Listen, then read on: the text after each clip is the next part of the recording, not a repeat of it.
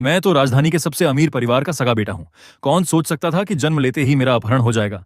मेरे परिवार वालों ने मुझे ढूंढने में पूरे 5 साल लगा दिए, लेकिन कोई सुराग नहीं मिला। मेरे भाई बहन सभी असाधारण प्रतिभाशाली थे और एक एक करके खुद को कोसते रहे कि वे अपने इस प्यारे छोटे भाई की रक्षा नहीं कर पाए। लेकिन आज मैं खुद अपने छोटे छोटे पैरों से चलता हुआ पुलिस स्टेशन पहुंच गया और पुलिस अंकल को बताया कि मेरा अपहरण कर लिया गया था। हालांकि मैंने अपने जैविक माता पिता को कभी नहीं देखा था, फिर भी मैं उनके नाम बिल्कुल साफ साफ बता सकता था। मेरे पापा का नाम लिन याओ है और मेरी माँ का नाम ये शी है। मेरी दूसरी बड़ी बहन लिंग या एक मशहूर पियानो प्रिंसेस है, जबकि मेरे दूसरे बड़े भाई लिन शियान तो सैंडो चैंपियन है। पुलिस अंकल ने मेरी बातें ध्यान से सुनी और आधा विश्वास आधा संदेह करते हुए लिन परिवार को फोन मिलाया। फोन के दूसरी तरफ लिन या गुस्से से आग बबूला हो गई। उसकी आंखों में जानलेवा गुस्सा साफ दिखाई दे रहा था। आखिर कौन है जो हमारे सिर पर हाथ डालने की हिम्मत कर रहा है? इतनी बातें करने की क्या जरूरत है, सीधे जाकर देख लेते हैं। पास खड़ा लिन शियान भी खुद को रोक नहीं पा रहा था। उसका मन कर रहा था कि वह तुरंत वहां पहुंचे और उस ठग के टुकड़े टुकड़े कर दे, क्योंकि इन 5 सालों में लिन परिवार में एक ऐसा विषय था जिसका नाम लेना भी सबके लिए वर्जित था। वह पूरे परिवार के दिल का सबसे गहरा दर्द था और अब कोई उस बच्चे का रूप बनाकर उनके सामने आने की हिम्मत कर रहा था। ये तो उनके पुराने घाव पर नमक छिड़कने जैसा था, क्योंकि उन्होंने बहुत पहले ही पूरी तरह जांच कर ली थी कि उनके छोटे बेटे लिनफान की 3 साल पहले ही मृत्यु हो चुकी थी। लेकिन सामने पुलिस में शिकायत करने वाला यह 4 साल का बच्चा न सिर्फ खुद को लिनफान बता रहा था, बल्कि लिन परिवार की अंदरूनी बातें भी बिल्कुल सही सही बता रहा था। यह मामला जितना देखा जाए उतना ही अजीब और रहस्यमय लगता था। इसमें कुछ तो ऐसा था जो बिल्कुल सामान्य नहीं था। मैं भी देखना चाहता हूं कि आखिर किसकी इतनी हिम्मत हुई कि मेरे छोटे भाई लिनफान बनकर हमारे सामने आने की जरूरत की। लिन शियान का पूरा शरीर गुस्से से तप रहा था, लेकिन जैसे ही वह पुलिस स्टेशन में दाखिल हुआ, उसने अपने चेहरे की कठोरता छिपाकर हल्की सी मुस्कान लाने की कोशिश की। तभी एक छोटा सा बच्चा दौड़कर सीधे उसकी बाहों में आ गिरा। उसने स्वाभाविक रूप से बच्चे को मजबूती से पकड़ लिया और नीचे देखा। उसकी बाहों में बैठा यह गंदा सा धूल मिट्टी से सना छोटा बच्चा देखकर वह वहीं स्तब्ध रह गया। दूसरे भैया, आखिरकार मैं आपसे मिल ही गया। मैंने उसे कसकर गले लगा लिया और छोड़ने को तैयार नहीं था। मेरे दिल में खुशी का ठिकाना नहीं था, लेकिन मेरी खुशी 3 सेकंड भी नहीं टिक पाई। मेरे कंधे को किसी ने बेहद जोर से खींचकर अलग कर दिया। दर्द के मारे मेरे मुंह से चीख निकल गई। लीनिया ने मेरे कंधे को कसकर पकड़ रखा था। उसकी आंखें बर्फ जैसी ठंडी थीं। तुम्हें यहाँ कौन लेकर आया? मेरे भाई होने का नाटक करने के पीछे तुम्हारा क्या मकसद है? क्या तुम्हें लगता है कि किसी भी अनजान बच्चे को ढूंढकर तुम हमें बेवकूफ बना सकते हो?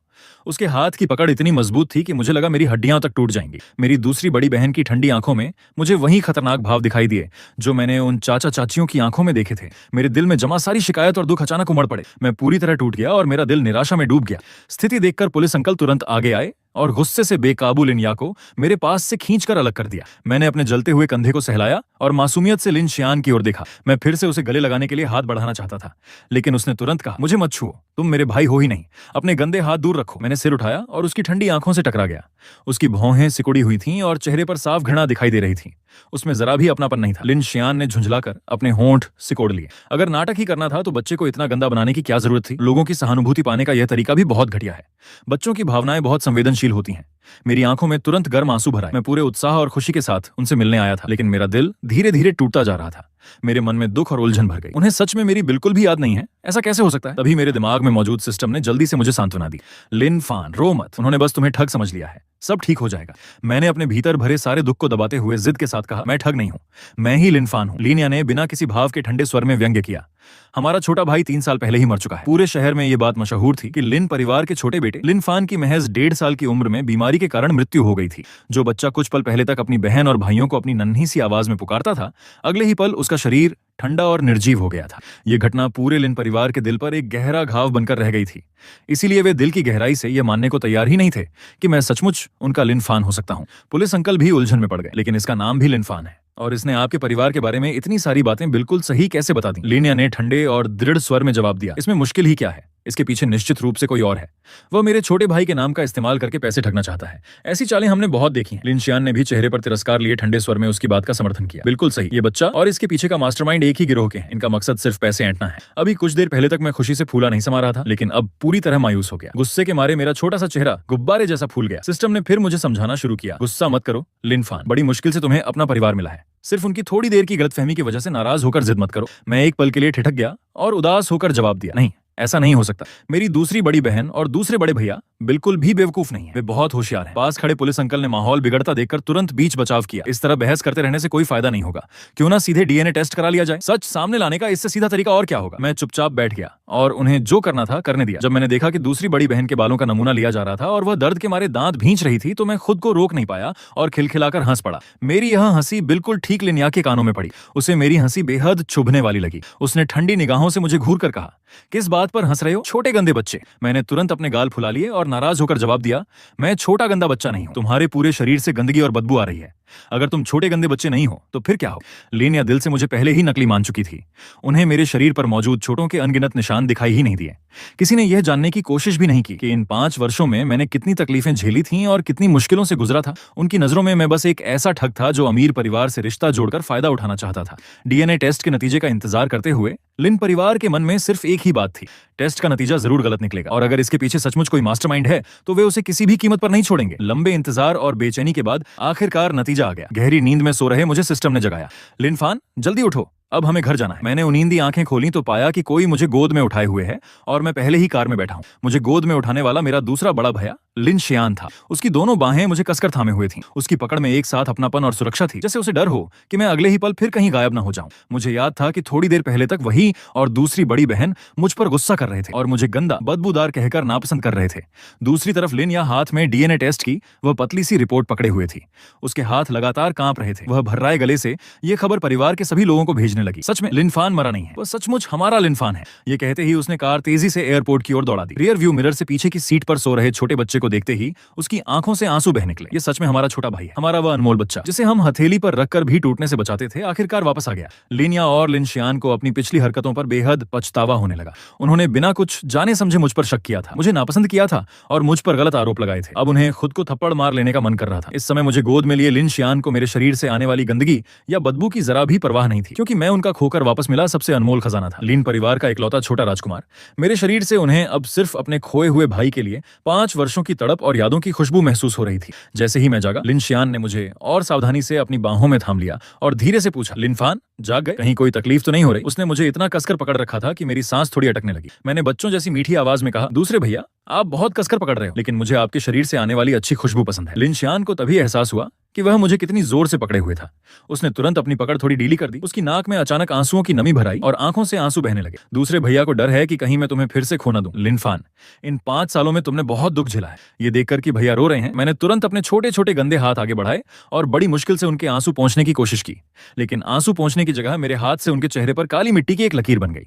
मैंने अपने काले पड़े छोटे हाथ को देखा और शर्मिंदा होकर उसे वापस खींच लिया। लिन शियान ने रियर व्यू मिरर में अपने चेहरे पर बनी काली लकीर देखी, फिर मेरी घबराई हुई मासूम शक्ल की ओर देखा। उसका दिल जैसे पूरी तरह पिघल गया। उसने प्यार से मेरा छोटा हाथ अपने हाथ में लिया और धीरे से कहा, लिन फान गंदा बच्चा नहीं है, तुम तो हमारे सबसे कीमती छोटे राजकुमार हो। माफ कर दो, दूसरे भैया और दूसरी बहन तुम्हें पहली नजर में पहचान नहीं पाए। हमने तुम्हें डांटा भी। मेरे दिल में बची हुई सारी छोटी सी शिकायत भी उसी पल गायब हो गई। मैंने गंभीरता से उसकी ओर देखते हुए कहा, लिन फान अब नाराज नहीं है। मुझे पता है कि दूसरे भैया मुझे पसंद करते हैं। मुझे अभी भी याद है कि पहले भैया हर दिन मेरे लिए स्वादिष्ट खाना लेकर आते थे। लिन शियान का चेहरा हैरानी से भर गया। ये सब मेरी 1.5 साल की उम्र की धुंधली सी यादें थी। उसे बिल्कुल उम्मीद नहीं थी कि 5 साल तक इतनी मुश्किलों और कष्टों से गुजरने के बाद भी मुझे ये छोटी छोटी बातें याद रहेंगी। इसीलिए यह भी कोई आश्चर्य नहीं था कि मैंने पहली नजर में ही उसे और अपनी दूसरी बड़ी बहन को बिल्कुल सही पहचान लिया था। लिन शियान ने बेहद गंभीरता से कहा, लिन फान, तुम चिंता मत करो। जिन जिन लोगों ने तुम्हें परेशान किया है उनमें से एक भी बच नहीं पाएगा। फिर उसने बहुत सावधानी से मेरी बांह की आस्तीन ऊपर की। मेरी बांह पर चोटों के अनगिनत निशान देखकर उसका दिल ऐसे तड़प उठा जैसे हजारों सुइयां एक साथ चुभ गई हों। उसका दर्द इतना गहरा था कि मानो उसकी सांस तक रुक गई हो।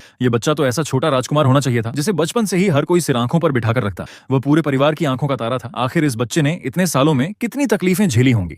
अब तक चुप रही लिन या आखिरकार बोल पड़ी। उसकी आवाज भर्रा रही थी और उसमें गहरा पछतावा था। लिन फान, गलती तुम्हारी दूसरी बड़ी बहन की है। मैं तुम्हें पहचान नहीं पाई और मैंने तुम पर शक भी किया। मुझे माफ कर दो। अब हम तुम्हें तुरंत घर लेकर चलेंगे। इसके बाद हम तुम्हें फिर कभी खुद से अलग नहीं होने देंगे। जो लिन परिवार की दूसरी बड़ी बेटी हमेशा किसी से नहीं डरती थी, वो पहली बार इतनी विनम्र होकर अपनी गलती मान रही थी। उसके दिल में पछतावा इतना गहरा था कि उसका मन कर रहा था कि आधी रात को उठकर खुद को थप्पड़ मारे। पुलिस स्टेशन में भी अब पूरा मामला साफ हो चुका था। मेरे अपहरण और बेचे जाने की पूरी कहानी की भी जांच हो गई। गई थी। जब उन्हें पता चला कि इन वर्षों में मेरे दत्तक माता पिता ने मेरे साथ मारपीट की और मुझे तरह तरह की यातनाएं दी, और जब उन्होंने मेरे शरीर पर मौजूद डरावने चोटों के निशान देखे, तो लिनिया और लिनशियान गुस्से से लगभग अपना आपा खो बैठे। अगर पुलिस वालों ने उन्हें रोक न लिया होता तो वे उसी समय बाहर निकलकर उन लोगों को ढूंढने दौड़ पड़ते। पुलिस ने उन्हें शांत रहने और पूछताछ के नतीजे का इंतजार करने को कहा। लिनशियान ने कार बेहद सावधानी से और बहुत धीमी गति से चलाई। पूरे रास्ते वो मेरा पूरा ख्याल रखता रहा। मैं लिनशियान की गर्म और सुरक्षित बाहों में सिमटा हुआ था, और कब दोबारा सो गया मुझे खुद पता नहीं चला। लेकिन उनमें से किसी को भी यह नहीं पता था कि सिस्टम ने मुझसे एक बात छिपा रखी थी। वह जानता था कि 4.5 साल की उम्र में मैं आगे होने वाली घटनाओं को समझ ही नहीं सकता, क्योंकि 3 दिन बाद इस दुनिया पर कयामत आने वाली थी। एक ऐसी भयानक आपदा आने वाली थी जो पूरी दुनिया को अपनी चपेट में लेने वाली थी। और पिछले जन्म में इस आपदा के शुरू होने से ठीक एक रात पहले मेरा पूरा परिवार मारा गया था। दूसरी तरफ मेरे पिता लिनियाओ मेरे बेटे की आवाज को वाला संदेश बार बार सुन रहे थे। उनके हाथ में पकड़ी डीएनए रिपोर्ट भी बार बार कांप रही थी। उनके सीने में खुशी और दर्द की भावनाएं एक साथ उमड़ रही थीं। उन्होंने उसी वक्त अपना सारा काम छोड़ दिया और अपनी बड़ी बेटी और बड़े बेटे को फोन करके सिर्फ एक ही बात कही, लिनफान वापस आ गया है, तुरंत घर लौटो। परिवार के सभी लोगों ने बिना किसी झिझक के अपना काम छोड़ दिया और पूरी ताकत से घर की ओर भागे। वे सिर्फ एक पल भी गंवाना नहीं चाहते थे। आखिरकार उनका खोया हुआ छोटा राजकुमार वापस जो आ गया था। विला के बेडरूम में ये शी बिस्तर पर लेटी हुई थी। उसकी आंखों के नीचे गहरे काले घेरे थे और चेहरा कागज की तरह पीला पड़ चुका था। उसकी बाएं कलाई पर मोटी पट्टी बंधी थी, जिसके नीचे से खून के हल्के निशान दिखाई दे रहे थे, लेकिन उसे जैसे किसी चीज का एहसास ही नहीं था। 5 साल तक अपने बेटे को ढूंढने की पीड़ा ने उसके शरीर और मन दोनों को पूरी तरह थका दिया था। शायद माँ बेटे के बीच सचमुच एक अनोखा रिश्ता होता है जो ये शी आमतौर पर फोन तक नहीं छूती थी। उसने न जाने क्यों अचानक लिनियाओ का भेजा हुआ संदेश खोल दिया। संदेश देखते ही उसके पैरों की ताकत जवाब दे गई और वह फर्श पर घुटनों के बल गिर पड़ी। उसके कांपते हाथों ने तस्वीर खोली। वह स्क्रीन को बिना पलक झपकाए घूरती रही। तस्वीर में मैं लिनशियान की बाहों में चुपचाप और मासूमियत से बैठा हुआ था। एयरपोर्ट के बाहर निकलते ही हमने सामने कार के पास इंतजार करते हुए अपने पिता लिनियाओ को देखा, जो व्यक्ति हमेशा बेहद शांत रहता था और पूरे व्यापारिक साम्राज्य को अपने नियंत्रण में रखता था। उसकी आंखों में इस समय छिपने लायक कोई भावना नहीं थी। उनमें सिर्फ बेचैनी और उम्मीद थी। उसकी नजरें तुरंत मुझ पर टिक गईं। उसकी लाल हुई आंखें उसकी भावनाओं का सारा राज खोल रही थीं। उसकी आवाज भी कांप रही थी। लिनफान, मेरे बच्चे जल्दी आओ, पापा को तुम्हें गले लगाने दो। वह अपने भीतर उमड़ रही भावनाओं को पूरी ताकत से दबाने की कोशिश कर रहा था, लेकिन मुझे पकड़ने के लिए आगे बढ़ी। उसकी बाहें फिर भी हल्के हल्के कांप रही थीं। उसका छोटा राजकुमार सचमुच वापस आ गया था। लिनियाओ ने मुझे कसकर अपनी बाहों में भर लिया। जब उसका हाथ मेरे कमजोर और दुबले शरीर से लगा तो उसका दिल अचानक बुरी तरह कस गया। 4.5 साल के बच्चे का शरीर तो गोल मटोल और स्वस्थ होना चाहिए था, लेकिन मैं हद से ज्यादा दुबला था। जब उसकी नजर मेरी गर्दन और बाहों पर पड़े चोटों के निशानों पर गई तो उसे ऐसा लगा जैसे किसी ने उसका दिल बेरहमी से मुट्ठी में जकड़कर कुचल दिया हो। मैं वही छोटा राजकुमार था जिसे उसने हमेशा अपनी आंखों का तारा समझकर रखा था, जिसे गोद में उठाते हुए भी डरता था कि कहीं उसे चोट न लग जाए। मैंने सिर उठाकर सामने खड़े उस कोमल लेकिन मेरे लिए अब भी अनजान पिता को देखा। अनजाने में मेरे मुंह से बहुत धीमी आवाज निकली, पापा। लिनियाओ की आंखें लाल हो गईं। उसने भर्राई हुई आवाज में जवाब दिया, पापा यहाँ हैं। 5 वर्षों से मेरे अंदर जमा दुख, डर और अकेलापन अपने परिवार को देखते ही अचानक आंसुओं में बह निकला। मैं उसके सीने से लिपटकर फूट फूट कर रोने लगा। मैं रोते रोते हाँफने लगा और उसके कपड़े को कसकर पकड़ लिया। पापा, आप लिनफान को घर लेने अब तक क्यों नहीं आए? मेरी मासूम और कमजोर सिसकियां वहां मौजूद हर व्यक्ति के दिल को चीर रही थीं। लिनियाओ ने मुझे बाहों में भर रखा था। उसकी आवाज टूट रही थी और उसमें अंतहीन पछतावा था। माफ कर दो, गलती पापा की है। पापा तुम्हें पहले नहीं ढूंढ पाए। मेरी वजह से मेरे बच्चे को इतने सारे दुख सहने पड़े। मैं रोते रोते हिचकियां लेने लगा। आंसुओं से धुंधली आंखों से उसे देखते हुए मैंने भर्राई आवाज में कहा, पापा, लिनफान को आपकी बहुत याद आती थी। मुझे माँ की भी बहुत याद आती थी। मैं घोंसले में लौटे किसी नन्हे पक्षी की तरह बेहद प्यार और सुकून के साथ पापा की गर्म बाहों में सिमट गया। जैसे ही कार विला के सामने आकर रुकी, मेरी माँ ये शी पागलों की तरह दौड़ती हुई बाहर आई। वह बेचैनी से कार का दरवाजा खोलने लगी। लिनफान, मेरा लिनफान कहाँ है? मैंने सिर उठाया और उसी माँ को तुरंत पहचान लिया जिसे मैंने इन वर्षों में हर दिन याद किया था। मैंने तुरंत अपनी छोटी छोटी बाहें उसकी ओर फैला दी। माँ, मेरी मासूम, कोमल और शिकायत से भरी आवाजें सुनते ही ये शी की आंखों से आंसू छलक पड़े। उसने बिना एक पल सोचे झुककर मुझे अपनी बाहों में भर लिया। उसे मेरे गंदे होने की जरा भी परवाह नहीं थी। वह रोते रोते बेसुध हो गई। लिनफान, मेरे बच्चे, लिनफान, माँ यहाँ है। माँ ने आखिरकार तुम्हें ढूंढ लिया। मैंने अपने छोटे हाथों से धीरे धीरे माँ की पीठ थपथपाई। माँ, मत रो, लिनफान वापस आ गया है। अब लिनफान कहीं नहीं जाएगा। तभी सिस्टम की आवाज मेरे दिमाग में गूंजी, बधाई हो होस्ट, घर वापसी का शुरुआती मिशन सफलतापूर्वक पूरा हो गया है। शुरुआती गिफ्ट पैक सफलतापूर्वक अनलॉक हो गया है। बधाई हो होस्ट, आपको 100 अंक प्राप्त हुए हैं। विशेष निजी आयाम 1 इकाई, आध्यात्मिक झरना 1, पोर्टेबल स्टोरेज 1। किसी को पता भी नहीं था कि दुनिया पर प्रलय की छाया चुपचाप मंडरा रही थी। एक भयानक तबाही धीरे धीरे करीब आ रही थी। अगले दिन जब मैं अकेला बाथरूम गया, तभी मेरे दिमाग में सिस्टम की घबराई हुई और गंभीर आवाज अचानक गूंज उठी, लिनफान सुनो, आज रात सेमोशी पूरी तरह शुरू हो जाएगा। बहुत सारे इंसानों को खाने वाले ज़ॉम्बी राक्षस सामने आएंगे। तुम्हें पापा, बहनों और भाइयों को तुरंत घर वापस बुलाना होगा। मैं एकदम घबरा गया। मेरे छोटे से चेहरे पर उलझन साफ दिखाई दे रही थी। मैंने मासूमियत से पूछा, इंसानों को खाने वाले राक्षस? तो क्या पापा, बहनें और भैया खतरे में पड़ जाएंगे? मेरे मन में अचानक बहुत बड़ा डर भर गया। मैं तुरंत बाथरूम से बाहर भागा और घबराहट में सीधे किसी मुलायम चीज से जा टकराया। वह मेरी दूसरी बहन लिनिया थी। मेरे टकराने से उसके पेट में दर्द हुआ। उसने पेट सहलाते हुए बेबसी और प्यार से मेरे सिर पर हाथ फेरा। अरे छोटे बिल्ली के बच्चे, इतनी तेजी से कहां भागे आ रहे हो? लेकिन इस समय मेरे दिमाग में सिर्फ यही चल रहा था कि मेरे परिवार वाले खतरे में पड़ने वाले हैं। मेरी आंखों में घबराहट के कारण कारण आंसू भर आए। दूसरी बहन लिनिया को लगा कि शायद मुझे चोट लग गई है। उसने तुरंत मुझे अपनी बाहों में उठा लिया और प्यार से शांत करने लगी। उधर सिस्टम की घबराई हुई आवाज मेरे दिमाग में फिर सुनाई दी, लिनफान, जल्दी से उन्हें बताओ कि तुम उन्हें याद कर रहे हो और उन्हें घर वापस बुलाओ। मैंने आंसुओं से भरी आंखों से दूसरी बहन की ओर देखा और मासूमियत से विनती की, दीदी मुझे पापा, बड़ी बहन और बड़े भैया की बहुत याद आ रही है, क्या आप उन्हें अभी घर आने के लिए कह सकती हो? लिनिया के चेहरे पर अचानक परेशानी आ गई। वे सभी कंपनी में काम में बुरी तरह व्यस्त थे, ऐसे में वे तुरंत घर कैसे आ सकते थे? वह मुझे गोद में उठाकर सीढ़ियों से नीचे ले गई। माँ ने मेरी लाल आंखें देखी तो उनका दिल पिघल गया। मेरे बच्चे, तुम इतना क्यों रो रहे हो? मैं लगभग रो ही पड़ा। माँ, मैं चाहता हूँ कि पापा, बड़े भैया और बड़ी बहन जल्दी घर आ जाएं। आप उन्हें जल्दी से घर बुला लो। आज रात बाहर इंसानों को खाने वाले बड़े बड़े राक्षस आएंगे। माँ के चेहरे पर हैरानी और चिंता उभर आई। उन्होंने प्यार से मेरे सिर पर हाथ फेरते हुए कहा, बेटा बाहर राक्षस कहाँ से आ जाएंगे? सिस्टम अंकल ने मुझे चुपके से बताया है, लेकिन सिस्टम अंकल ने मुझे साफ चेतावनी दी थी कि मैं मम्मी पापा को उसके बारे में बिल्कुल नहीं बता सकता। ये हमारा छोटा सा रहस्य था। मैं तुरंत दुविधा में पड़ गया। तभी दूसरे भाई लिन शियान ने दूसरी बहन का कान पकड़ लिया। क्या तुम फिर से छिपकर लिनफान को डरावनी फिल्में दिखा रही थी? दूसरी बहन दर्द से मुंह बनाते हुए बोली, मैं ऐसा क्यों करूंगी? भले ही मुझे हॉरर फिल्में बहुत पसंद हो, लेकिन मैं कभी लिनफान को नहीं दिखाऊंगी। मैंने माँ से फिर विनती की, माँ प्लीज उन्हें जल्दी घर बुला लो। मुझे सिस्टम अंकल पर पूरा भरोसा है, उसी ने मुझे मेरे घर वापस पहुंचाया था। वह मुझसे कभी झूठ नहीं बोलेगा। माँ मेरे इस मासूम और गिड़गिड़ाते चेहरे के सामने बिल्कुल पिघल गई। ठीक है मेरे बच्चे, अभी उन्हें फोन करते हैं, तुम खुद उनसे बात करोगे, ठीक है? सबसे पहले बड़े भैया लिन्यू का वीडियो कॉल आया। स्क्रीन पर बड़े भैया खुशी से मुस्कुरा रहे थे। उनकी आंखों में मेरे लिए ढेर सारा प्यार था। मैंने तुरंत कहा, भैया मुझे आपकी बहुत याद आ रही है, क्या आप अभी घर आकर मेरे साथ रहोगे? मुझे सच में आपकी बहुत याद आ रही है। मेरी आवाज में रोने की हल्की सी कंपी थी और आंसू मेरी आंखों में ठहरे हुए थे। बड़े भैया का काम कितना भी जरूरी क्यों ना हो, मुझे इस तरह मासूम और उदास देखकर उनका सारा प्यार उमड़ पड़ा। लिन्यू तुरंत उठे और अपना बैग उठाते हुए बोले, भैया अभी घर आ रहे हैं, घर जाकर लिनफान के साथ रहेंगे। ठीक यही बात बड़ी बहन, दूसरे भाई और पापा लिनयाओ के साथ भी हुई। तीनों बिना समय गंवाए घर की ओर निकल पड़े। अचानक आसमान का रंग बदल गया। पल भर में पूरा आसमान इतना काला हो गया कि कुछ भी दिखाई देना मुश्किल हो गया। दूसरी बहन लिनिया ने तुरंत लिविंग रूम की लाइट जला दी। उसके चेहरे पर हैरानी साफ थी। अभी कुछ देर पहले तो मौसम बिल्कुल साफ था, अब ऐसा लग रहा है जैसे किसी ने पूरे आसमान पर काली स्याही उड़ेल दी हो। तभी दूसरे भाई लिन शियान ने अचानक जोर से चीख मार दी। सभी लोग आवाज की दिशा में देखने लगे। खिड़की के बाहर एक काली बिल्ली घर के अंदर घूर कर देख रही थी। उसकी आंखें लाल थीं और वह दांत निकालकर गुर्रा रही थी। उसके गले से निकल रही डरावनी फुफकार जैसी आवाज सुनकर रोंगटे खड़े हो रहे थे।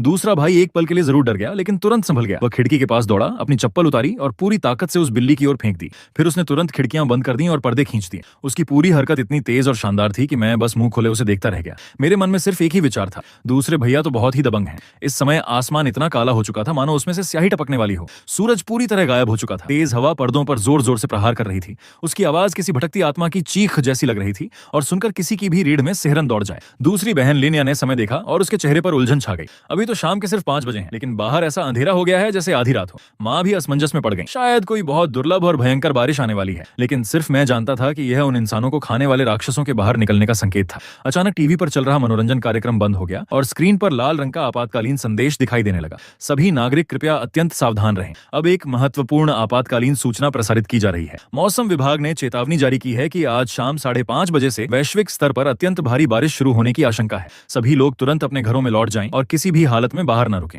मेरे अलावा परिवार के बाकी सभी लोगों ने गंभीरता से अपनी भौहें सिकोड़ लीं। पूरी दुनिया को प्रभावित करने वाली ऐसी भयंकर बारिश कोई सामान्य घटना नहीं थी। पापा लिनियाओ का चेहरा पहले से कहीं ज्यादा गंभीर हो गया। अब उन्हें नहीं लग रहा था कि मैं सिर्फ बच्चा होकर बेकार की बातें कर रहा हूँ। उन्होंने गंभीरता से पूछा, लिनफान क्या तुम्हें पहले से कुछ महसूस हो गया था? आखिरकार किसी ने मेरी बात पर विश्वास किया था। मैंने तुरंत सिर हिलाया। आज रात सच में इंसानों को खाने वाले राक्षस आएंगे। सबको एक साथ रहना होगा, तभी हम उन राक्षसों से बच पाएंगे और वे हमें पकड़ नहीं पाएंगे। अजीब और बेहद खतरनाक मौसम, अचानक आया आपातकालीन संदेश और मेरी कही हुई ये डरावनी बातें, इन सब ने पूरे परिवार के मन में चिंता और भय भर दिया। घर का माहौल अचानक बेहद भारी हो गया। ये शी ने झुककर लिनफान की आंखों में आंखें डालकर गंभीरता से पूछा, लिनफान तुम्हें आदमखोर राक्षसों वाली बात के बारे में कैसे पता चला? लिनफान का छोटा सा चेहरा तुरंत सिकुड़ गया। सिस्टम को लगा कि अब उसका राज खुलने वाला है, लेकिन तभी उसने बच्चों जैसी मासूम आवाज में जवाब दिया, लिनफान ने सपना देखा था। सपने में हर जगह इंसानों को खाने वाले बड़े बड़े राक्षस थे। क्या यह सब सचमुच महज संयोग था? परिवार के सभी लोग एक दूसरे का चेहरा देखने लगे। उनके दिलों में संदेह पैदा हो गया, क्या छोटे बच्चे के सपनों में कहीं बात पर भरोसा किया जा सकता है? लिनिया और लिन शियान ने तुरंत घर के सभी दरवाजे और खिड़कियां बंद करके लॉक कर दी। लिन अंकल, लिन्यू मेरे साथ सामान की गिनती करो। पत्नी तुम लिनफान के साथ रहो। लिनियाओ ने सचमुच अपने बेटे की बात पर विश्वास कर लिया था। सिस्टम भी हैरान होकर मन ही मन बोला, लिनफान तुम्हारा परिवार तो बहुत अच्छा है, उन्होंने सच में तुम पर विश्वास कर लिया। लिनफान ने गर्व से अपना छोटा सा सिर ऊपर उठाया। बिल्कुल, और क्या। ये शी ने लिनफान को अपनी बाहों में उठा लिया। उसकी हथेली ठंडी थी और दिल में एक अनजाना डर समा गया था। उसने खिड़की के बाहर फैली दबाव भरी अंधेरी रात को देखा। उसके भीतर अचानक एक बेहद तेज बेचैनी उठने लगी। माँ डरो मत, लिनफान आपकी रक्षा करेगा। लिनफान ने ये शी की गर्दन को अपनी बाहों से पकड़ लिया और उसके गले के पास अपना छोटा सा चेहरा प्यार से रगड़ दिया। उसकी यह छोटे बड़े इंसान जैसी गंभीर हरकत देखकर ये शी हंस पड़ी। माँ को ही लिनफान की रक्षा करनी चाहिए, है ना? अगर सचमुच इंसानों को खाने वाले राक्षस सामने आ गए तो वो अपनी जान की बाजी लगाकर भी अपने पूरे परिवार की रक्षा करेगी। अच्छी बात यह थी कि उनके घर में एक तहखाना था जिसमें बड़ी मात्रा में जरूरी सामान पहले से जमा था। मूल रूप से उन्होंने यह सब भविष्य की किसी अनहोनी से बचने के लिए रखा था। उन्हें क्या पता था कि सचमुच इसकी जरूरत पड़ सकती है। लिन या और लिन शियान ऊपर नीचे भागते हुए सामान जुटाने में व्यस्त हो गए। लिन या थककर जोर जोर से सांस लेने लगी। आज पहली बार मुझे लगता है कि हमारा घर इतना बड़ा क्यों है, इस बात से नफरत हो रही है। बकवास बंद करो, जल्दी नीचे चलो। लिन शियान ने लिन या को खींचकर नीचे की ओर दौड़ लगा दी। उसकी शारीरिक ताकत कमाल की थी। इतना काम उसके लिए बिल्कुल भी मुश्किल नहीं था। कुछ ही देर में सभी लोग फिर से बैठक वाले कमरे में इकट्ठा हो गए। लिन यू ने जल्दी से सामान की गिनती का नतीजा बताया। तहखाने में रखा खाना हमारे लिए लगभग 1 महीने तक काफी है। तभी एक बिजली ने आसमान को चीर दिया। पल भर में पूरी अंधेरी रात दिन की तरह चमक उठी। बादलों के बीच एक विशाल बैंगनी अजगर सी आकृति दिखाई दी और फिर गायब हो गई। अगले ही पल भयानक गर्जना हुई। ऐसा लगा मानो पूरी धरती जोर जोर से कांप रही हो।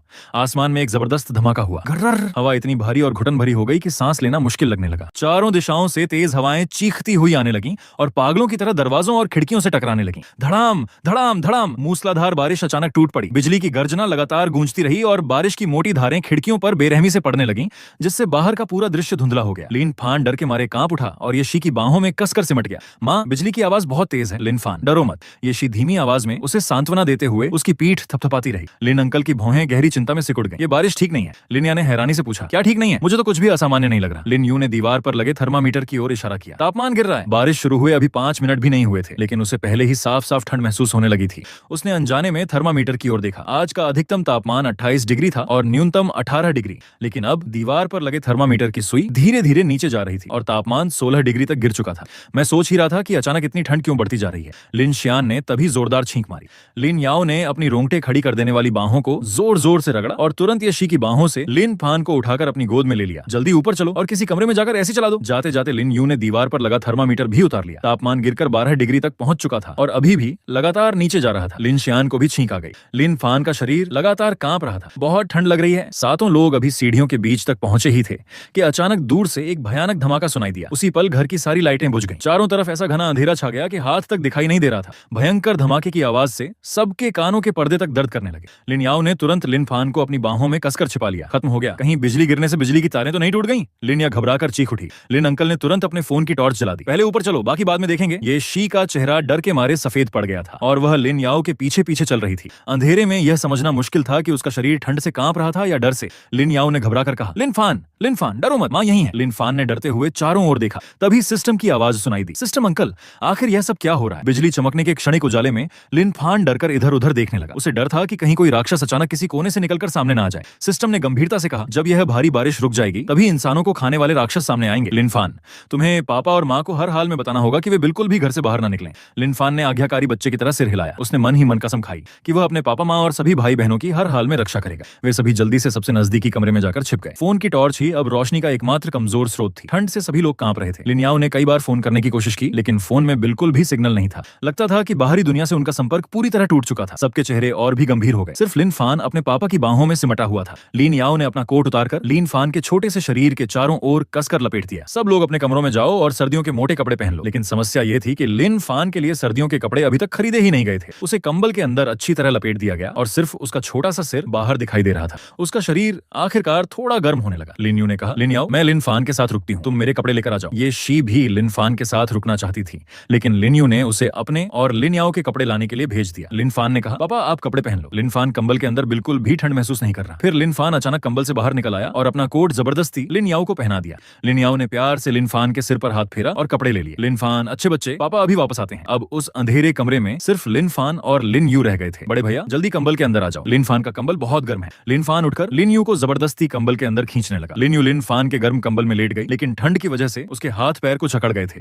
तभी दो छोटी छोटी गर्म हथेलियों ने अचानक उसका हाथ पकड़ लिया। बड़े भैया, लिन फान आपके हाथ गर्म कर देता है। उसने उसके ठंडे हाथों पर हल्की सी गर्म सांस फूंकी। अंधेरे में लिन यू का दिल अचानक गर्माहट से भर गया। भगवान का शुक्र है, आखिरकार किस्मत ने उसका छोटा भाई उसे वापस लौटा दिया था। तभी दरवाजे के बाहर कदमों की आवाज सुनाई दी। लिन अंकल और बाकी लोग वापस आ गए थे। लिन यू ने जल्दी से लिन शियान द्वारा लाए गए कपड़े पहन लिए। देर से लौटे लिन याओ और बाकी लोग ढेर सारा सामान लेकर आए थे। लिन याओ ने अभी अभी लिन यू और लिन या के बचपन के सर्दियों वाले कपड़े निकाल कर रखे थे। वे पुराने कपड़े लिन फान को बिल्कुल फिट आ सकते थे। तापमान अब 0 से 2 डिग्री नीचे जा चुका था। आखिर इस भयानक मौसम में तापमान और कितना नीचे जाएगा? लिन या लगभग पागल हो गई थी। सिर्फ 1 घंटे पहले तक उसने आधी बाहों वाले कपड़े पहन रखे थे और अब उसे मोटी रजाईदार जैकेट में लिपटना पड़ रहा था। लिन अंकल की आवाज में भी चिंता और ठंडक साफ महसूस हो रही थी। तापमान कितना नीचे जाएगा ये तो मुझे नहीं पता। मैं बस यही सोच रहा हूँ कि लिन फान ने जिन इंसानों को खाने वाले राक्षसों की बात कही थी वे आखिर हैं क्या और वे कब सामने आएंगे? ठीक उसी समय आसमान में फिर एक भयानक बिजली कड़की। सफेद रोशनी की चमक में लिन अंकल के चश्मे पर ठंडी चमक दिखाई दी। लिन या के शरीर में अचानक रोंगटे खड़े हो गए। वह कांपते हुए बोली, बड़ी बहन, मेरा मजाक मत उड़ाना, मुझे डर लग रहा है। लिन यू ने ठंडे स्वर में कहा, ये सिर्फ डरने या न डरने की बात नहीं है। हमारे पास पहनने के लिए कपड़े हैं और छिपने के लिए घर है, लेकिन क्या तुमने कभी सोचा है कि उन लोगों का क्या होगा जो समय रहते अपने घर नहीं पहुंच पाए? उसकी बात सुनकर सभी लोग गहरी सोच में पड़ गए। लिन, शियान से अचानक गाली निकल गई। धत्त! ये शी ने तुरंत उसे हल्का सा थप्पड़ मारा और चेतावनी दी, गंदी भाषा इस्तेमाल मत करो। लिन फान ने अपने बड़े भाइयों के बचपन के कपड़े पहन रखे थे और वह एक गोल मटोल छोटे पेंगुइन जैसा लग रहा था। वह अपने छोटे छोटे पैरों से थर्मामीटर देखने के लिए आगे बढ़ा, लेकिन अचानक फिसलकर लिन अंकल के पैरों के पास जा गिरा। उस मासूम हालत को देखकर सबका दिल पिघल गया। लिन अंकल ने तुरंत लिन फान को उठाकर अपनी बाहों में ले लिया। लिन फान, तुम कहां जा रहे थे? लिन फान थर्मामीटर देखना चाहता है। अभी अभी सिस्टम आंटी ने उसे बताया था कि तापमान शायद -60 डिग्री तक गिर सकता है। इन दिनों ही लिन फान ने गिनती सीखना शुरू किया था और उसे 60 तक की संख्या पहचानना आ गई थी। लिन अंकल की गोद में बैठे लिन फान ने थर्मामीटर को ध्यान से देखा। उसका छोटा हाथ नीचे की ओर सरकता गया और आखिरकार थर्मामीटर के सबसे नीचे पहुंच गया। वहां सिर्फ -30 डिग्री तक ही निशान था। सिस्टम आंटी, यहाँ 60 तो है ही नहीं। लिन फान थोड़ा उलझ गया। यहाँ तो सिर्फ 30 तक ही है। दरअसल ये थर्मामीटर केवल -30 डिग्री तक ही तापमान दिखा सकता था। सिस्टम लिन फान जैसे छोटे बच्चे को यह बात समझाने के लिए सही शब्द सोचने में लग गया। लिन फान अपनी छोटी छोटी उंगलियों पर गिनती करते हुए परेशान होकर सोचने लगा, 30 और 60 में आखिर कितना अंतर है? हालांकि उसने मोटे सर्दियों के कपड़े पहन रखे थे और ऊपर से कंबल भी लपेट रखा था, फिर भी ठंड कम नहीं हो रही थी। लिन यू ने चिंता से भौहें सिकोड़ ली। हमारे घर का गर्म पानी अभी भी चल रहा होगा, है ना? ठंड से सुन्न पड़े सबके दिमाग आखिरकार फिर से काम करने लगे। अरे हाँ, हमारे घर में गर्म पानी भी तो है। कहते हैं मिलकर काम करने से बड़ी मुश्किल आसान हो जाती है। बहुत जल्द घर का सारा गर्म पानी इकट्ठा कर लिया गया। जब तक पानी ठंडा नहीं हुआ, जिसने गर्म पानी की थैली भरनी थी उसने भर ली और जिसे पानी पीना था उसने तुरंत पी लिया। लिन फान छोटे छोटे घूंट लेकर गर्म पानी पीने लगा। ठंड से जमी हुई उसकी छोटी हथेलियों में आखिरकार थोड़ी गर्माहट लौट आई। अब बिजली भी चली गई थी, इसलिए सभी को फोन की बैटरी बचाकर इस्तेमाल करनी थी। फोन की स्क्रीन कभी कभार सिर्फ तापमान देखने के लिए ही जलाई जाती। तापमान अब -20 डिग्री तक पहुंच चुका था। सब लोग एक ही बिस्तर पर सिमटकर बैठे थे। एक दूसरे से चिपक कर रहने से कम थोड़ी गर्मी तो मिल रही थी। लिन या अचानक उत्साहित होकर लगभग बिस्तर से उछल पड़ी। तो क्या हम आग जलाकर गर्मी ले सकते हैं? उसकी बात पूरी भी नहीं हुई थी कि लिन यू ने उसके सिर पर एक थप्पड़ जड़ दिया। थप्पड़ खाने के बाद लिन या मासूमियत से लिन यू को देखने लगी। उधर लिन याओ ने चुपचाप बड़ा लाइटर वापस रख दिया। बेवकूफ, कमरे के अंदर आग जलाकर क्या तुम ऑक्सीजन खत्म करके दम घुटने से मरना चाहती हो?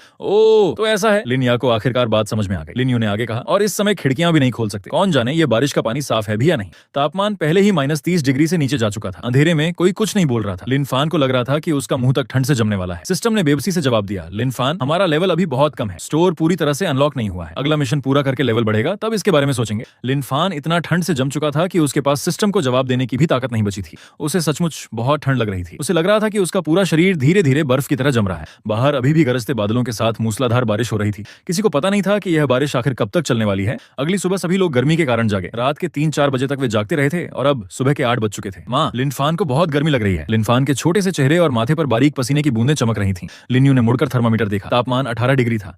लगता था जैसे तापमान फिर सामान्य हो गया था। हे भगवान, कितनी गर्मी लग रही है। लिन शियान ने अपने माथे से पसीना पोंछा। सबने जल्दी से नाश्ता किया, लेकिन बिजली और फोन का सिग्नल अभी तक वापस नहीं आया था। लिन याओ ने फैसला किया कि वह कार लेकर बाहर जाकर स्थिति देखेगा। लिन शियान और लिन अंकल भी उसके साथ हो ली। तीनों कार लेकर घर से बाहर निकल गए। लिन फान ने चिंता से लिन याओ की बाह पकड़ ली। आप लोगों को बहुत सावधान रहना है, क्योंकि सिस्टम आंटी ने उसे पहले ही बताया था कि बाहर इंसानों को खाने वाले राक्षस मौजूद हैं। कार कॉलोनी के अंदर धीरे धीरे आगे बढ़ रही थी। वे अभी कॉलोनी से बाहर भी नहीं निकले थे कि अचानक घास के बीच से एक काली परछाई बिजली की गति से बाहर निकल आई। लिन याओ का दिल धक से रह गया। उसने तुरंत स्टीयरिंग घुमाया, लेकिन तब तक बहुत देर हो चुकी थी। वह आकृति बेहद अजीब तरीके से कार की खिड़की से चिपक गई। शायद अब उसे इंसान कहना भी सही नहीं था। उसके पूरे चेहरे पर चिपचिपा खून लगा था और चेहरा बुरी तरह सड़ चुका था। उसकी मरी हुई मछली जैसी धूसर सफेद आंखें कार के अंदर बैठे लोगों को घूर रही थीं।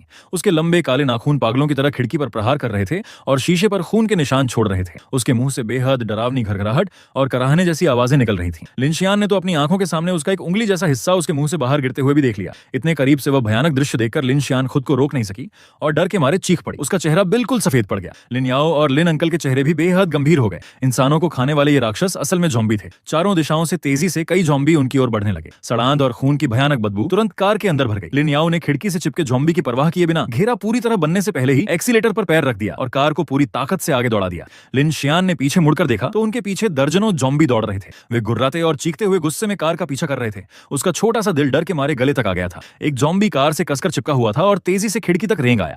फिर वह अपने सिर से पूरी ताकत से खिड़की पर वार करने लगा। चटा! कार की खिड़की का शीशा अचानक मकड़ी के जाले की तरह चारों ओर से टूटकर दरक गया। लिन शियान का चेहरा डर से सफेद पड़ गया। ज़ॉम्बी ने अपना खून से भरा विशाल मुंह खोल लिया। ऐसा लग रहा था जैसे वह एक ही बार में लिन शियान का सिर काटकर खाने वाला हो। लिन अंकल उसकी मदद करने के लिए आगे बढ़ने ही वाले थे कि लिन शियान ने अचानक पूरी ताकत से हमला कर दिया। दफा हो जा! पहले उसने एक जोरदार हुक पंच मारा, फिर तुरंत एक कोहनी का वार किया। उसने सीधे उस ज़ॉम्बी को कार से नीचे गिरा दिया। लिन अंकल और लिन याओ दोनों कुछ पल के लिए बिल्कुल चुप हो गए। लिन अंकल ने थोड़ी झिझक के बाद पूछा, शियान, तुम तुम्हें डर नहीं लगा? लिनशियान रोने जैसी आवाज में चिल्लाई। मैं तो डर के मारे मरने वाली थी। लिन याओ ने आखिरकार ज़ॉम्बियों को पीछे छोड़कर कार घर पहुंचा दी, लेकिन लिनशियान अभी भी सदमे में थी। आखिरकार लिन याओ और लिन अंकल ने उसे सहारा देकर कार से नीचे उतारा। ये शी और परिवार के बाकी लोग घबराकर उनके चारों ओर इकट्ठा हो गए। क्या हुआ? चेहरा अभी भी पीला पड़ा हुआ था। लिनशियान ने कांपती आवाज में उन्हें अभी अभी हुई पूरी घटना सुनाई। उसकी बात सुनते हुए लिन फान डरकर ये शी के पैर से कसकर लिपट गया। उसके मन में सिस्टम आंटी की बात गूंज रही थी। सिस्टम आंटी, इंसानों को खाने वाले राक्षस सचमुच आ गए हैं। हमारे पास इस कॉलोनी से बाहर निकलने की बिल्कुल भी क्षमता नहीं है, और अगर किसी तरह बाहर निकल भी गए तो बाहर ज़ॉम्बियों की संख्या निश्चित रूप से कॉलोनी से कहीं ज्यादा होगी। लिन अंकल ने शांत रहते हुए स्थिति का विश्लेषण किया। मैंने अभी उन ज़ॉम्बियों को ध्यान से देखा था। उनकी ताकत और गति सामान्य इंसानों से कहीं ज्यादा है। तहखाने में रखा खाना कम से कम 1 महीने तक हमारे लिए पर्याप्त है, इसलिए बाहर निकलने की कोई जल्दी नहीं है। लिन याओ की पूरी दुनिया ही जैसे उलट गई थी। उसने कभी नहीं सोचा था कि उसके साथ ऐसी अजीब और डरावनी घटना हो सकती है। क्या यह वही दुनिया है जिसे मैं जानती हूँ? ज़ॉम्बियों को घर में घुसने से रोकने के लिए घर के सभी दरवाजे और खिड़कियां कसकर बंद कर दी गई। सारे पर्दे भी पूरी तरह खींच दिए गए ताकि बाहर की जरा सी रोशनी भी अंदर न आ सके। दोपहर का खाना खाने के बाद सभी ने कुछ देर सोने का फैसला किया। आखिर पिछली